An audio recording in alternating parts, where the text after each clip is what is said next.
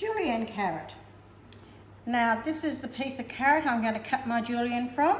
I have washed, peeled and re-washed my carrot, and I've cut off a 40mm length of carrot, and I can show you that it is exactly that, 4 centimeters or 40mm. Okay, if you are trying to think of what it is in another culture that doesn't use metric measurements, it's originated from France. They're the ones that set the rules. You should be using metric, that's what you're really saying. They're the ones that It's set time the for those rules. countries to realise that metric is the way So forward. I have squared off my carrot.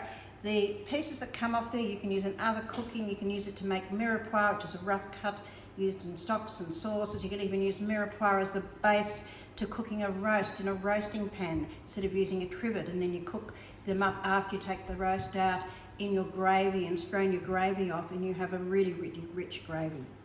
So you can make carrot puree to serve with food too. So we're now going to cut our very narrow pieces. Let's see what size that one is. When we put it in millimeters, there we are. That's in inches. In our millimeters, 2 to 3 millimeter thickness. So we cut down. If you find it hard cutting that way, turn it on its side. You might find it easier to cut this way. But squaring it off makes that easier, right? You need to square it off. If you're trying to do this round, you just won't have a good result. No. And so you want to be comfortable with how many you have in a pile, whether it be 2 or 3. Hold it firmly, and of course if you have a sharp knife it won't slip on you. And once you get the first one right, the rest of them follow. See, that slipped on me, so I'm going to go with 2 when I got to the end because I didn't have as big a grip, and cut that through.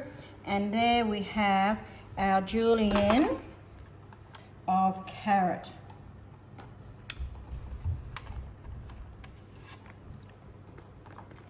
Crunchy, nice. Nice and crunchy. Right, and I'll just cut a few more